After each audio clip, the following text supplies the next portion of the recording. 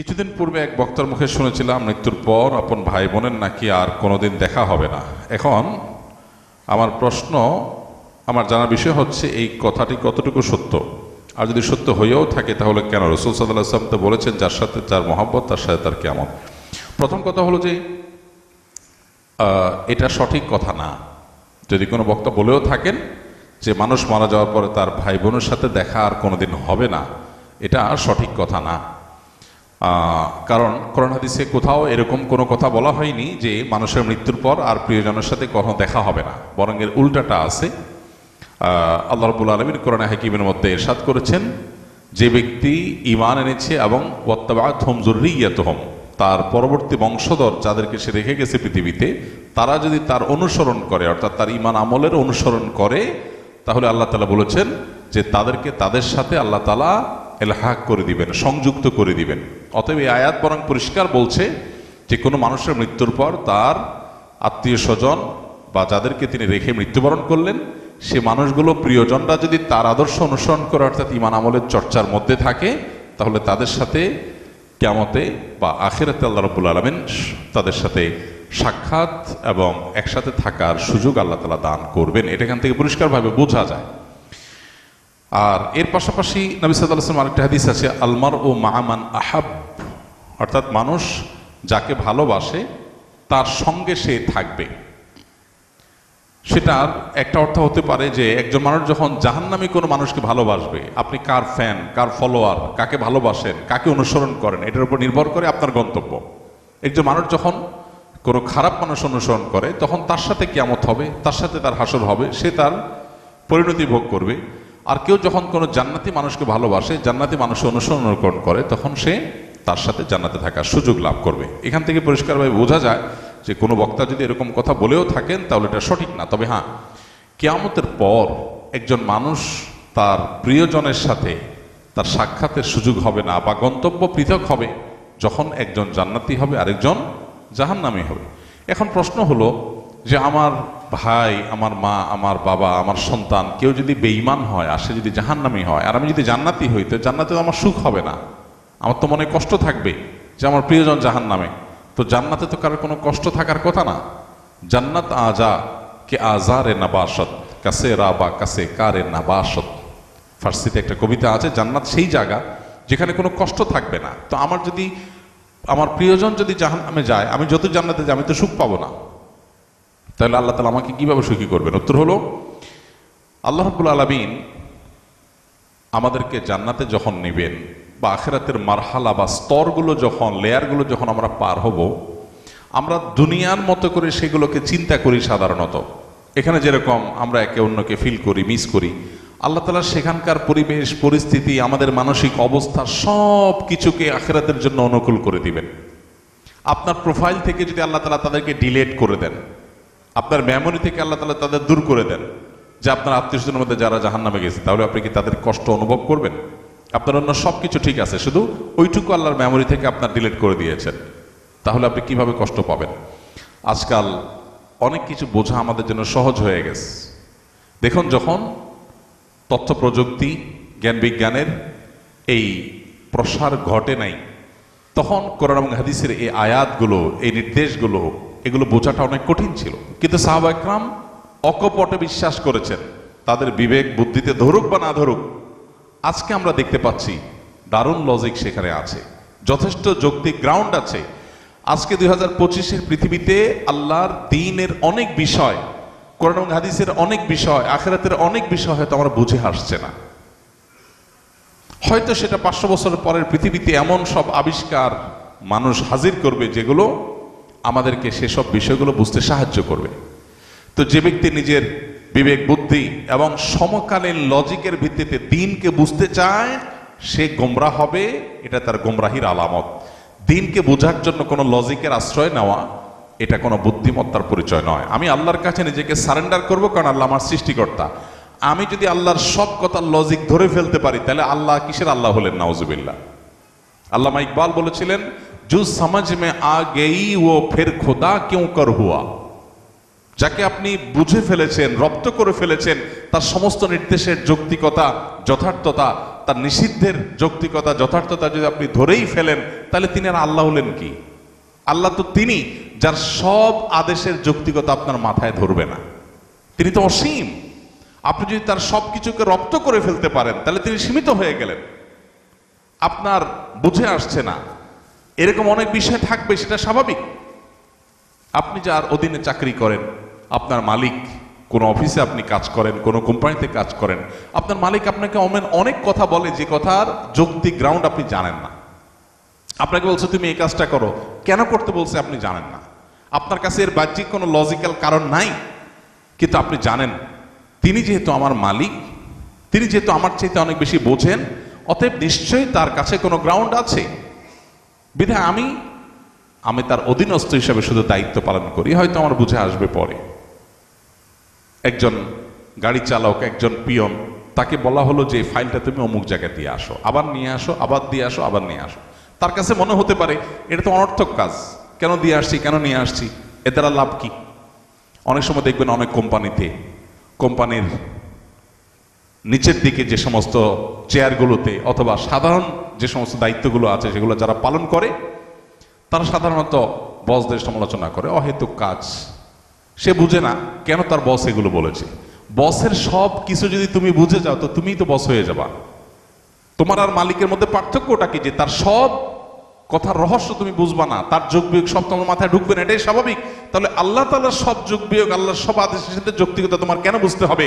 এটাই হলো সবচেয়ে বড় বিভ্রান্তি, এটাই হলো সবচেয়ে বড় ইললজিক্যাল, সবচেয়ে অযৌক্তিক কাজ, যে আল্লাহর সব আদেশ নিষেধের যথার্থতা আমার বুঝতে হবে।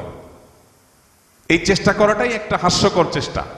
মানুষ হয়ে যদি আমার চাইতে অনেক দূরে থাকা, অনেক উপরে থাকা মানুষের আদেশ নিষেধের যৌক্তিকতা আমি না বুঝি, তাহলে সৃষ্টি হয়ে স্রষ্টার সমস্ত আদেশ নিষেধের যৌক্তিকতা আমার বুঝতে হবে, এটা মোটেও যৌক্তিক কোনো বিষয় নয়। তো যেটা বলছিলাম, যে প্রশ্নের উত্তরে এত কথা বলছিলাম, সেটা হলো যে আখিরাতে আল্লাহ রাব্বুল আলামিন কি করবেন সেটা নিয়ে আপনার আমার টেনশন নাই। আমাদের নাস্তিক বন্ধুদের অনেক প্রশ্ন থাকে, যে প্রশ্ন দেখে সরল মনা বা সংশয়ে ভোগা অনেক মানুষ তারা বিভ্রান্তিতে পড়ে যান, অদ্ভুত অদ্ভুত সব প্রশ্ন করে। ইমানদারের সমস্ত প্রশ্নের কমন উত্তর হলো আমি গোলাম কার? আল্লাহর। আল্লাহ আদেশ করেছেন, আমি তামিল করব। আল্লাহর সমস্ত আদেশ, সমস্ত নিষেধের যৌক্তিকতা বোঝা আমার জরুরি না। আমি যদি তার সব কিছু বুঝেই যাই, তাহলে তিনি আর আল্লাহ হলেন কি? তিনি তো আমার মতো মানুষই হয়ে গেলেন। আল্লাহ তো সে অসীম সত্তা, যার আদেশ নিষেধকে আমার সীমিত বিবেক দিয়ে সবকিছু বুঝবো না, এটি তো স্বাভাবিক। অতএব আখিরাতে কিয়ামতের দিন আল্লাহ তাআলা কিভাবে, আমার আত্মীয় স্বজন কেউ যদি জাহান্নামী হয়, আমি যদি জান্নাতি হই, তা আল্লাহ আমাকে কিভাবে সুখ দিবেন, এটা নিয়ে আমার টেনশন নাই। সুখ কিভাবে দিবেন এটা আল্লাহর কাজ, আমার টেনশন না করলেও চলবে। অদ্ভুত অদ্ভুত প্রশ্ন অনেকে করে। প্রশ্ন করে, ভাই একজন মানুষ কিয়ামতের মহাপ্রলয়ের 500 বছর আগে মারা গেছে, 500 বছর ধরে সে জাহান্নামী হওয়ার কারণে কবরের আযাব সত্য। আহলে সুন্নাত জামাতের আকীদা হলো আযাবুল কবর ওয়া নাঈমুহু হাক্কুন। কবরে আযাব হবে খারাপ মানুষদের, আবার ভালো মানুষ হলে তার কবরে শান্তিরও ব্যবস্থা হবে। তার লাশ মাটির সাথে মিশে পচে গলে যেতে পারে আপাত দৃষ্টিতে, কিন্তু ওই তার ধ্বংসাবশেষ, তার যে মূল উপাদান, সেটাকে আল্লাহ তাআলা শান্তি দিবেন। দেখতে দেখা যাবে মাটি, সে মাটি হয়তো কষ্ট ভোগ করছে বা সুখ ভোগ করছে, এটা আমরা অনুভব করব না। আজকের পৃথিবীতে এটা তো বোঝা খুব সহজ। আজকের পৃথিবীতে এরকম বিষয়গুলো বোঝা একেবারেই সহজ। তো এই বিষয়টা সত্য। এখন প্রশ্ন হলো, যে ব্যক্তি কি আমাদের 500 বছর আগে মারা গেল, তাকে আল্লাহ তাআলা 500 বছর ধরে কবরের শাস্তি দিচ্ছেন। আরেকজন কিয়ামতের ঠিক আগের দিন মারা গেল, যেদিন কিয়ামত তার আগের দিন মারা গেল, তার শাস্তি দিন আল্লাহ তাআলা একদিন। এখন নাস্তিক ভাইদের প্রশ্ন হলো যে, ভাই মনে করেন দুইজন একে অপরাধে মারা গেছে, সমান অপরাধী হয়ে মারা গেছে। একজন 500 বছর ধরে শাস্তি পাইছে কবরে, আরেকজন মাত্র একদিন পাইছে, এরপর তো কিয়ামত হয়ে গেছে, আর কবরের শাস্তির সুযোগই নেই। তাহলে আল্লাহ তাআলা এখানে ইনসাফ কেমনে করবেন? আল্লাহ কিভাবে ইনসাফ করবেন, এই টেনশন তার মাথায় ঢুকছে। আল্লাহ রাব্বুল আলামিন ইনসাফ করবেন, দ্যাটস ইট। আল্লাহ কোরআনে পরিষ্কারভাবে ঘোষণা করে দিয়েছেন, ওমা রব্বুকা বিযাল্লামিল লিল আবিদ। আল্লাহ তার কোনো বান্দাদের প্রতি কোনো জুলুম করবেন না, আল্লাহ জুলুম করেন না। আল্লাহ বলেছেন হাদিসে কুদসিতে, ইন্নী হারামতু যুলমা আলা নাফসি, আমি নিজের প্রতি নিজে জুলুমকে হারাম করে দিয়েছি। সো 500 বছর আগে মারা গেছেন, কিয়ামতের একদিন আগে মারা গেছেন, সেম অপরাধের অপরাধী, সমান অপরাধের অপরাধী, সমান দোষে দোষী, কিন্তু একজনকে 500 বছর ধরে শাস্তি, আরেকজনকে একদিন আগে শাস্তি। এই দুইটার মধ্যে আল্লাহ ব্যালেন্স কিভাবে করবেন? তার হাজারটা ব্যবস্থা আল্লাহর কাছে থাকতে পারে, আমার এটা চিন্তা না করলেও চলবে। আল্লাহ করবেন ইনসাফ, এতটুকু নিশ্চিত।